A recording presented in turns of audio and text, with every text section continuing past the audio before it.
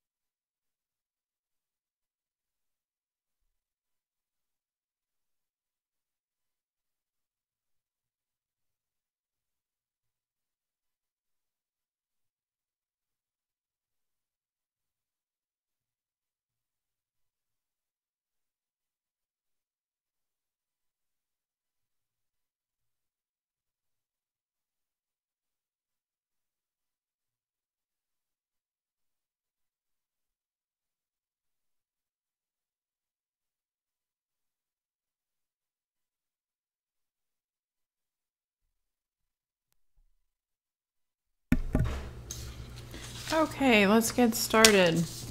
So today we're going to spend a little more time on quadratic equations. If you recall, in our last class we discussed complex numbers and solving quadratic equations using both the square root property and the quadratic formula.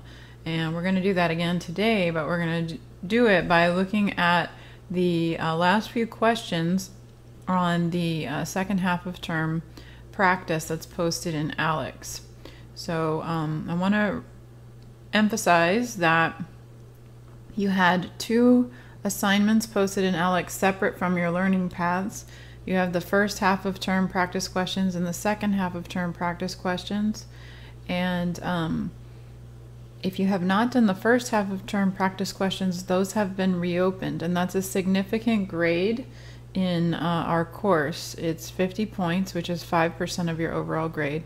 And then the second half of term is also 50 points, or 5% of your overall grade. So altogether, these two assignments are 10% of your overall grade, which is an entire letter grade difference. So if you did not do the first half of term homework, or even got a low score on it and want to improve it, you can go back and do that.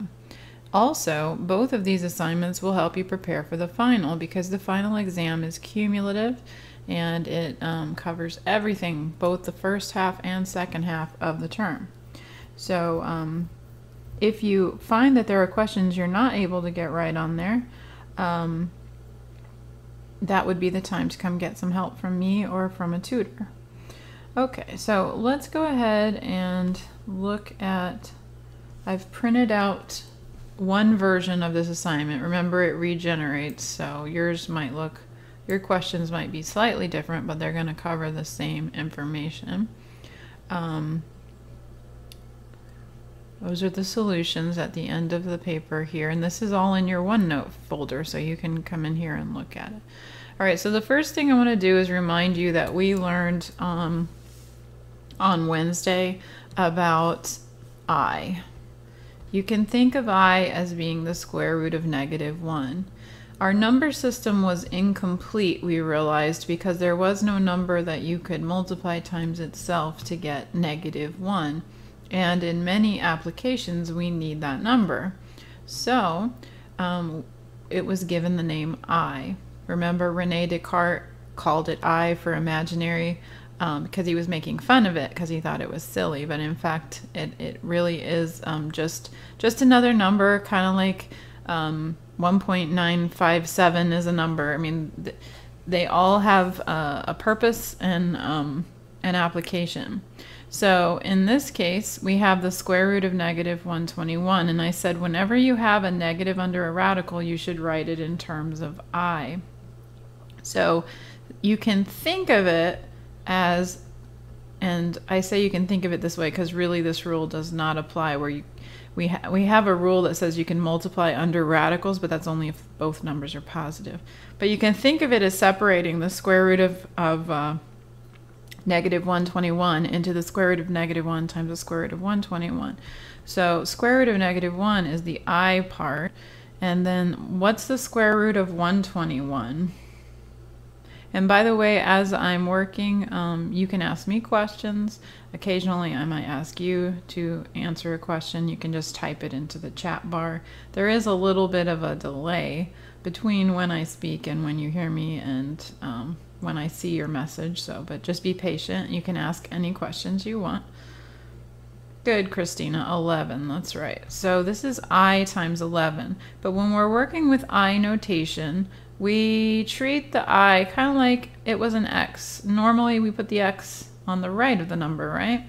So we're going to do the same thing with I. So what we've done is we've written this in I notation. And you only want to work with square roots of negatives when they're written in I notation, or otherwise it leads to errors. All right, now let's look at number 38. It says solve w squared equals 9, where w is a real number. So simplify your answer as much as possible. So we talked about two ways to solve this problem. We talked about subtracting 9 over to one side and using factoring, but we said that's not the fastest way. The other way was using the square root property. Anytime you have an unknown number squared equal to a known number, you can use the square root property. So if w squared is equal to 9, what must w be equal to?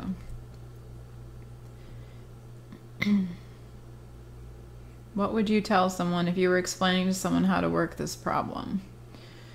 W squared equals 9. Using the square root property, what would you write?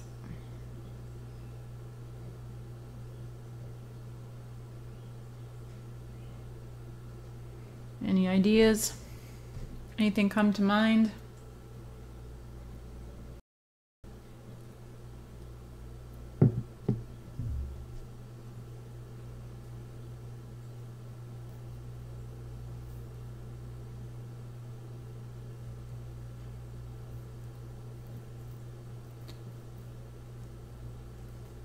By the way, good morning, Summer.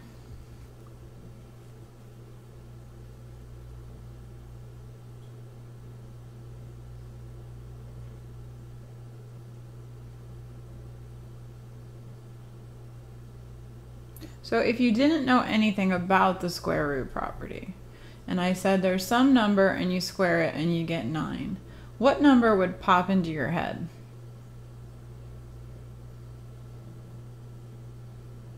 Would it be the number 3? Because that's not the only solution. Do you remember how we talked about that? There's actually another number that you can square and get 9 as well. What other number can you square and also get besides 3?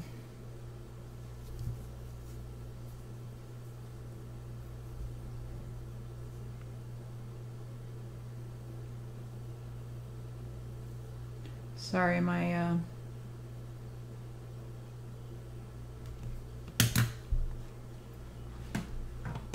looks like we're having some connectivity problems. Sorry guys, it's been working great all morning. What number besides 3 can be squared to get 9?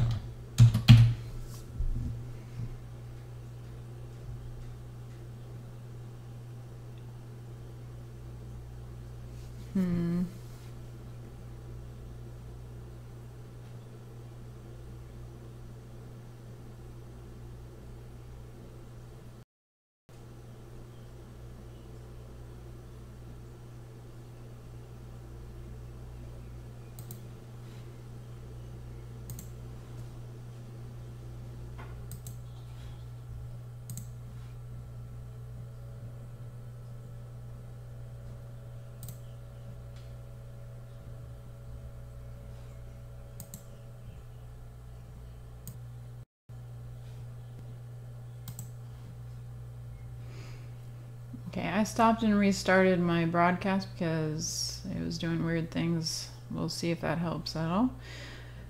Alright, so the other number that you can square to get 9 would be -3, right? Isn't it true that 3 squared is equal to 9 and -3 squared is also equal to 9? Because when you multiply a negative times itself, you get a positive, right? So what the square root property says is if w squared is equal to 9, then w must be plus or minus the square root of 9, or in other words, plus or minus 3. So you get both of those solutions, 3 and -3.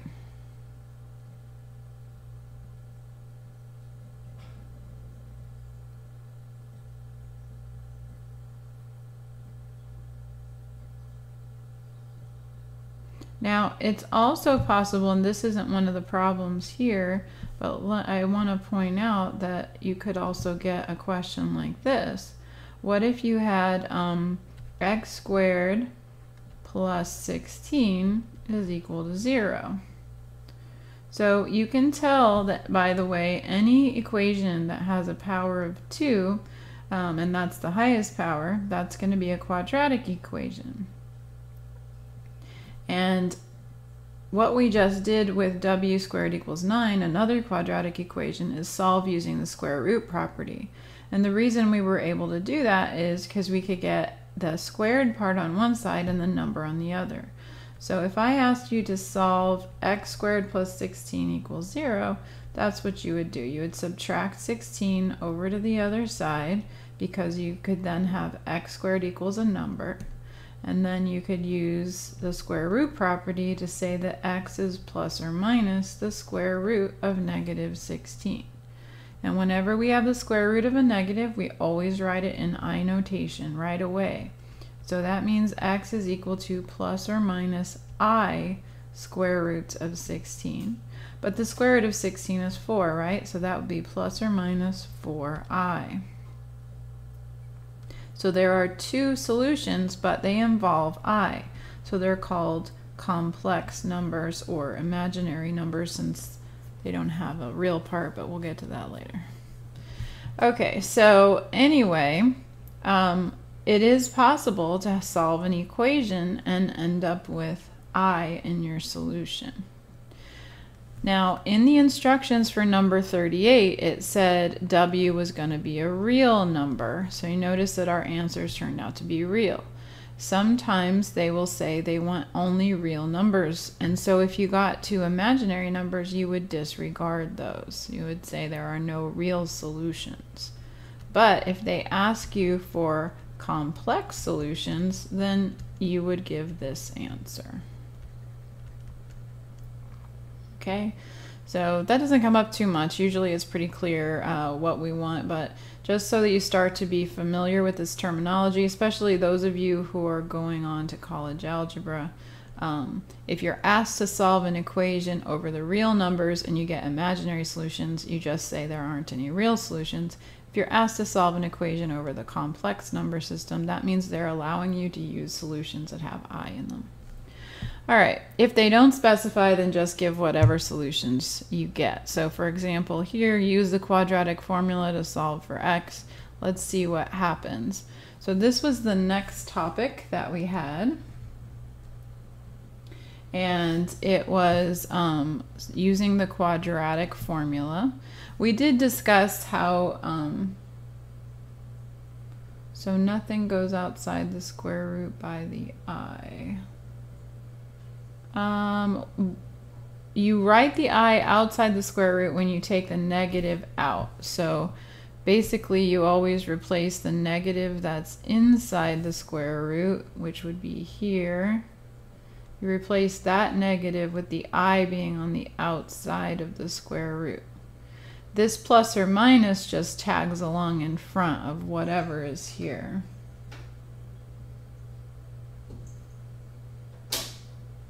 Oh, but then it just depends on if this radical simplifies. So let's say this was the square root of 15. I would just leave it as I square roots of 15.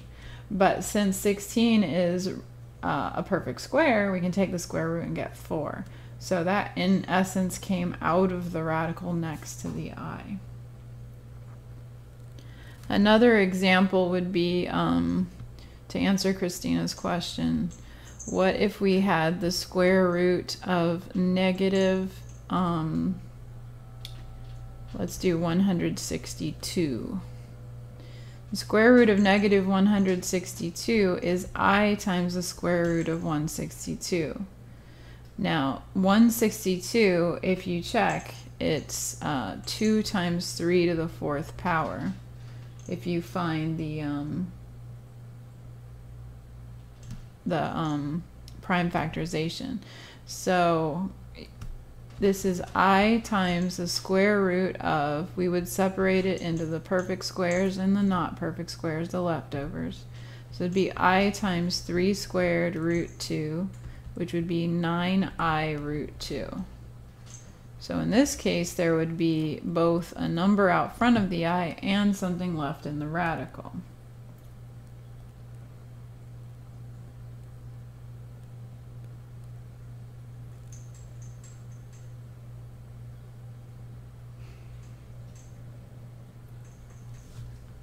I don't know if that helps, Christina, but maybe if you send me a screenshot of the ALEKS question that you're talking about, I could help with that.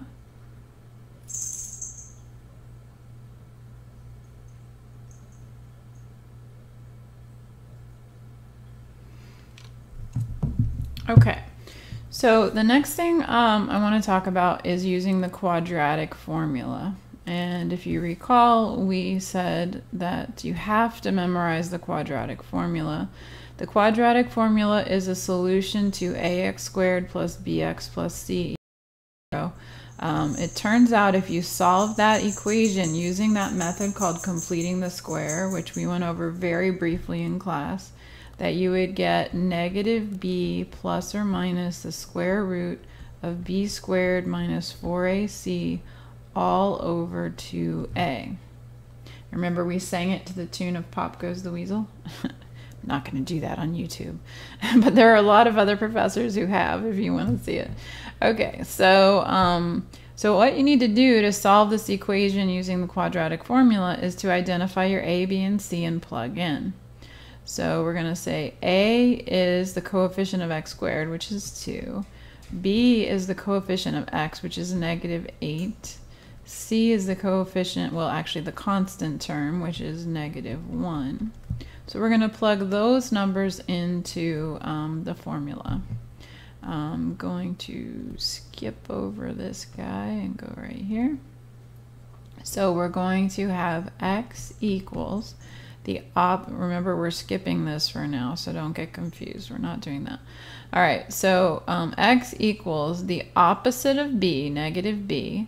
So that's going to be, in this case, a positive 8 plus or minus, and then we have the square root of b squared, so negative 8 squared minus 4 times 2 times negative 1. 4 times 8 times c.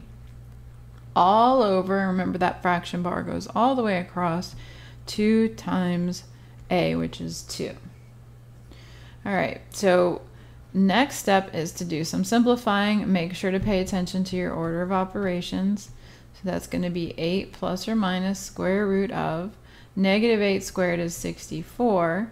Negative 4 times positive 2 times negative 1 is going to be positive 8 all over 4. So that means we have x equals 8 plus or minus the square root of 72 over 4. And now we have some simplifying of this radical to do. So let's find the prime factorization of 72. 2 goes into 72 36 times. 2 goes into 36 18 times. 2 goes into 18 9 times. 2 doesn't go into 9. So we need to start with the prime number 3. 3 goes into 9 3 times, and that's a prime, so we're going to stop. So the prime factorization of 72 is 2 to the third times 3 squared. And we want to find the square root of 72. So that's going to be the square root of 2 to the third times 3 squared. And our technique for doing this was to split this up into perfect squares and leftovers. 2 cubed, that power is higher than a square, so we're going to put 2 squared, 2 of the factors of 2 over here, and the leftover, the third one over here. And then 3 squared is a perfect square, so that comes over here, and there's nothing else to put in the leftovers. So that's going to be the square root of 2 squared is 2 times the square root of 3 squared is 3 square root of 2, or 6 root 2. So I'm going to use 6 root 2 instead of square root of 72. This is the simplified form of it. Okay. And now notice that a lot of people would say, oh, well, that equals 2 plus or minus 6 root 2, because they think they can divide the 4 into the 8. But there's a problem with that. That's incorrect. The problem is that you have to divide each part by the 4. And so instead, what we often do is, instead of separating this into 2 separate fractions, we think about what factors in common to all 3 of these. So in other words, 2 goes evenly into 8, 2 goes evenly into 6, and 2 goes evenly into 4. So what you can do is you can say x equals, and you reduce. 8 divided by 2 is 4, 6 divided by 2 is 3, 4 divided by 4 is 2. What's really happening is that we can cancel factors but not terms. Remember, factors are things written as a product. What can I factor out of this numerator? A 2, leaving behind 4 plus or minus 3 root 2. And then I can actually cancel. 2 goes into 2 once, 2 goes into 4 twice. And so we get this result here. But if you don't want to write it thinking of it as factoring out a GCF every time, another option is just to think of dividing each of these coefficients by the GCF.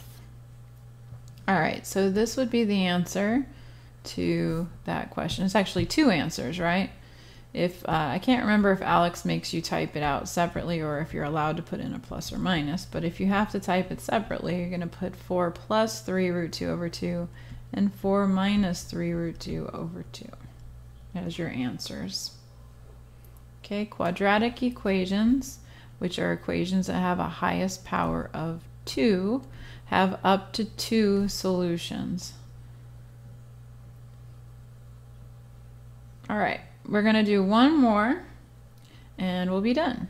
We're going to find all the complex solutions of 7x squared plus 7x plus 2. I'm going to put it right here. Find all complex solutions of 7x squared plus 7x plus 2 equals 0. Okay, so again, we're finding solutions. Solution is a word that's misused a lot. Solution is referring to answers to an equation, numbers that make the statement true. So we're looking for values of x that we could plug in and get 0 here. Okay, so we recognize that this is a quadratic equation because it has a power of 2 as its higher power, highest power, quadratic, which means that we can either use any of the methods for solving a quadratic equation. The 3 that we usually use are factoring. If it's easy, we go ahead and factor first. Or if we happen to notice that there's a squared term but there's no x term, then we can use the square root property.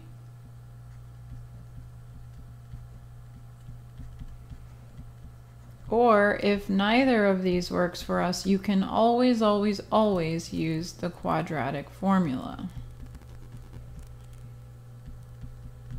So in this case, if you were to try to factor this, you would find that it doesn't factor easily. In fact, it doesn't factor at all.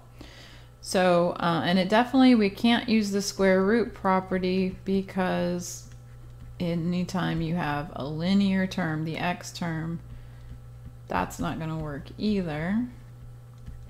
You could do completing the square, but I didn't list that as an option because most people prefer not to do it. They prefer to use the quadratic formula instead. Both the completing the square and the quadratic formula will work for any quadratic equation. So if we're going to use the quadratic formula, remember what it says. It says if you have an equation of the form ax squared plus bx plus c equals 0, then the solutions, as long as a is not 0, would be x equals negative b plus or minus the square root of b squared minus 4ac all over 2a. So what we have to do is to identify our a, our b, and our c. All right, so a is the number in front of the x squared, which is 7. B is the number in front of the x, which is 7. And c is the constant term, which is 2. So let's go ahead and plug in. We have x equals the opposite of 7, so negative 7, plus or minus the square root of 7 squared, b squared, minus 4 times a, which is 7, times c, which is 2, all over 2 times a, which is 2.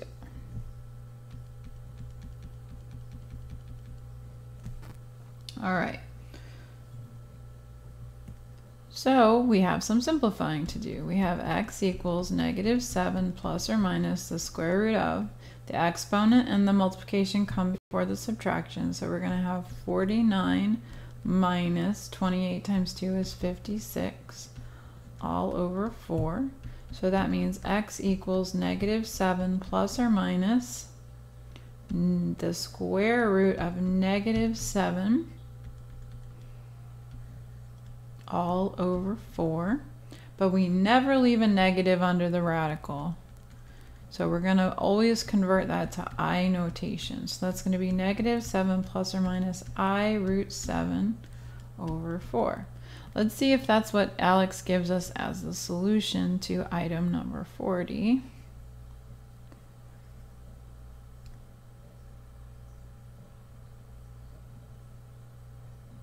Okay, oh, this looks different. So let's talk about why. Oh wait, why do I, oh, I made a mistake too. It's a good thing I checked.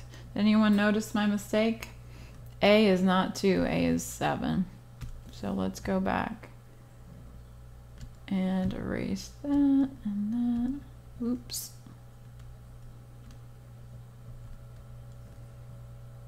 Come on, where did it go? Oh, slid this way.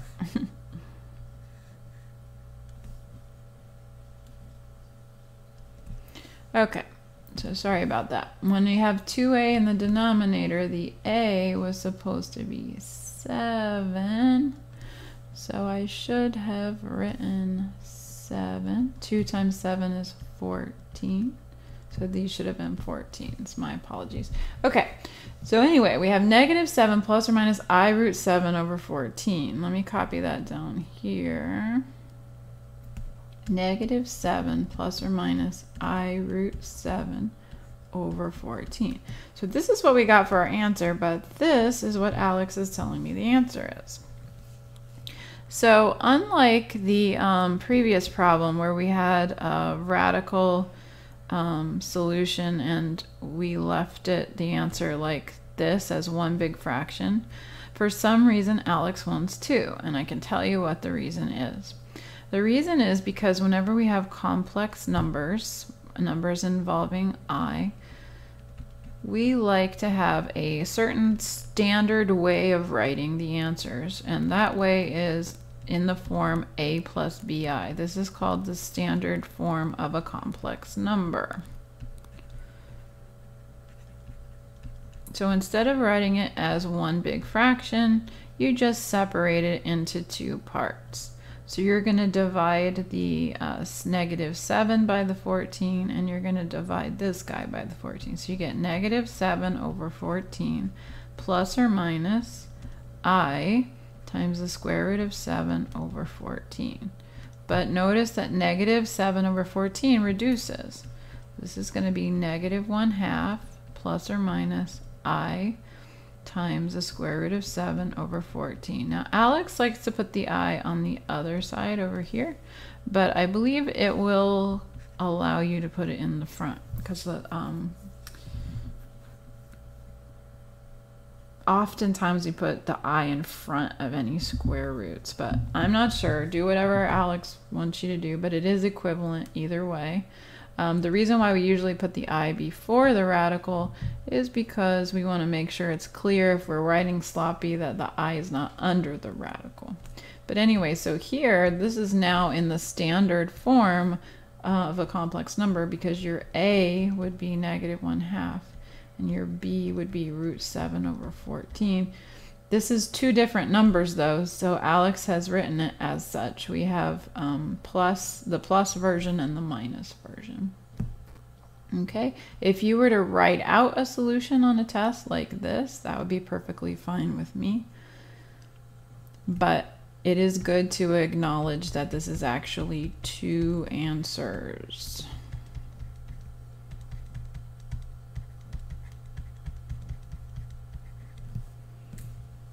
Okay.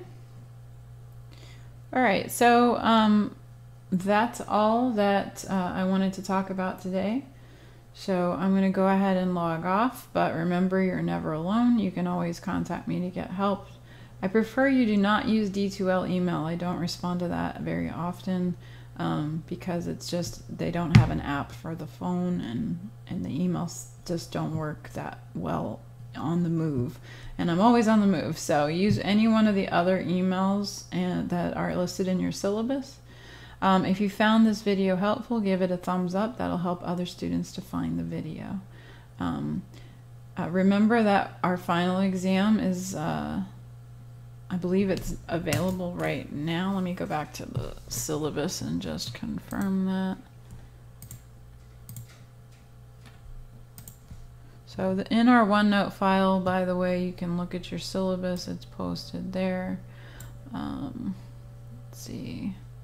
Yeah, the final exam became available on Wednesday, and it is due on Monday the 10th. Okay. So we don't actually have any class on Monday the 10th, but we do have one more class session, and that is, oops, sorry. Monday, October 8th, this coming up Monday, we are going to do our Play Jeopardy. So we're gonna, and you can get bonus points. All right, so have a good weekend, everybody. Study up so you can do well for your team and get lots of bonus points on Jeopardy. Bye.